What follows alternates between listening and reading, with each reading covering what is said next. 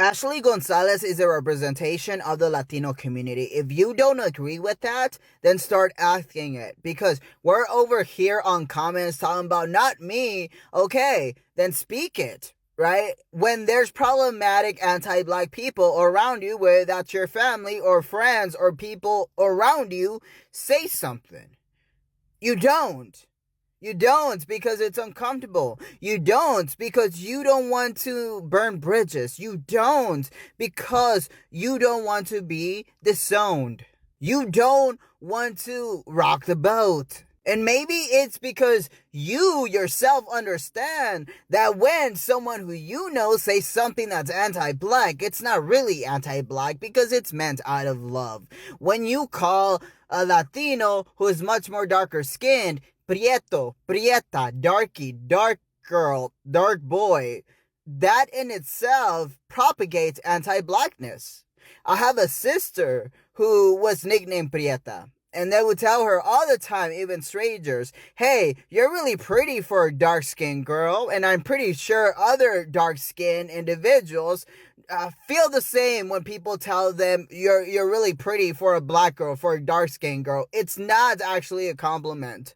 When you remind me time and time again, hey, Gael, your hair doesn't really look Mexican. Your hair doesn't really look Latino. Are you sure you're not black? And the thing is, it's not even said as a matter of fact. It seems like it's set as a dig. The worst type of anti-blackness is the anti-blackness that is really marketed as, oh, I'm just really being playful.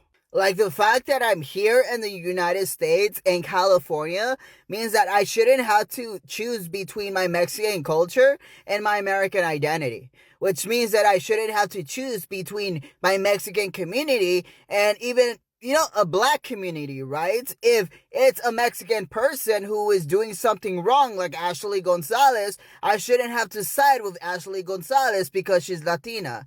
I had a comment on one of my videos where it said, Latinos should stick together. Yes, we should stick together because we're a community, but the thing is, there's so many Latino ICE agents that it means that we can't even stick together because we're always trying to punch down, right? We're always trying to make sure that no one else can succeed but us. And that's not just in anti-blackness, that's also in prejudice against our own community. And here's the thing, sticking together as a community doesn't mean that we have to exclude other communities. It doesn't mean that it has to come at a sacrifice of black solidarity. The Latino community succeeding in the United States does not have to equate to the black community failing in the United States. We can both succeed equally. Like once upon a time, there was a lot of like tribal shit, especially in California, especially where I was growing up, South Central Los Angeles. A bunch of tribal fights and shit right there, right? But at the end of the day, if we're all American, and that means that everyone is my tribe, right? Latinos are my community, but also, the black community, the fact that I grew up listening to Art LaBeouf, that's a bunch of oldies right there. That's black influence right there. Why is it that we can consume black culture, yet continue to sacrifice it whenever we vote? And here's the thing, even when we don't do it intentionally, the fact that we think that life is so simple that if black people only didn't do bad things, then the cops wouldn't beat them up, that negates the fact that one shouldn't have their skin tone criminalized. And so many Latinos didn't recognize what this meant until I brought up the fact that imagine you giving in a resume with your last name, which is Spanish speaking, you're going to be judged on your last name, even if you're the lightest skinned person. Because when someone sees you and you have skin privilege, they don't know your name. They don't know that you have some Jose Garcia last name. But if they just see your resume, they will just see Jose Garcia. If they see you and you're black, they're going to judge you on that criminalization of their experience. The same thing when they see Jose Garcia. And now if I see the same thing is happening that Latinos once upon said, if you don't break the law, then they won't go after you. Well, if you don't break the law, then obviously IC won't stop you, yet they're still stopping you even though you're not breaking any laws, because the whole point isn't that you yourself did something wrong, it's that your skin, your name, your accent did something wrong. And that in itself doesn't have have to be illegal, but that in itself is plausible deniability, right? Just being black is plausible deniability for a cop to unalive you. And so many Latinos will say, well, we struggle too. Yes, we do. My brother, before I was born, got police brutality by the LAPD 77 Division. We grew up in Florence, Vermont. If you're from South LA, you'll know what that means. But worst case scenario was the fact that they retaliated and just raided our house every other week as I was growing up. But he didn't get unalived. If he was black, maybe he would have. The fact that he was Mexican maybe saved him, because they were like, at least like, this boy's a troublemaker, but at least his skin tone tells us that he doesn't have a weapon maybe. But the fact that your skin tone in itself is a weapon worth unaliving you says a lot. It says that it doesn't matter whether you follow the laws or whether you do. It's the fact that your skin tone isn't valued. And that's what we're experiencing now, here in 2026. Our skin tone, our culture, our accent, our language isn't being valued. It's being criminalized, it's being targeted. And now we're truly understanding the fact that you don't have to do anything for the system to want to erase you. So rather than just apologizing, rather than just saying, hey, I'm the exception to the rule, just put in the work.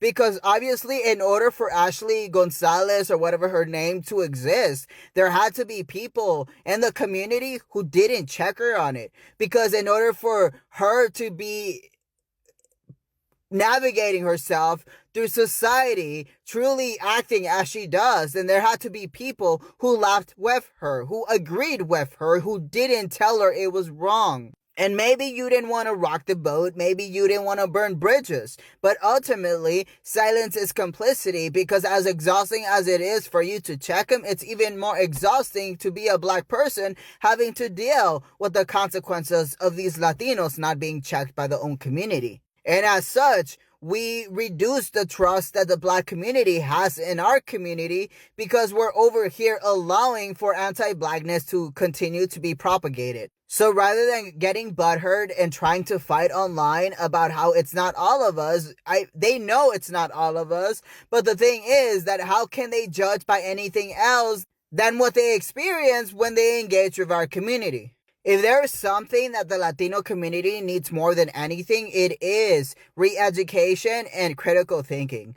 Because we truly do not get that. When we've been told by our families, if you just follow the laws, you do good, no one will bother you. That's not really how it is in the United States of America. The American dream is an illusion, is a delusion. The fact that if you just mind your own business, no one will bother you. We realize now that is a lie, because as long as you're not white, and there will always be a reason for why they want to remove your liberties. And the fact is that if we continue to propagate our chasing after whiteness, then what's going to happen is that we continue to vote against ourselves, because you think that you're voting to exclude people who you yourself don't see as equal. But in reality, that which you don't see as equal is your own mirror reflection, because the policies that you say will harm them truly harm all of us. And maybe for you, it's nothing to do with race. It just makes the most sense. But you don't realize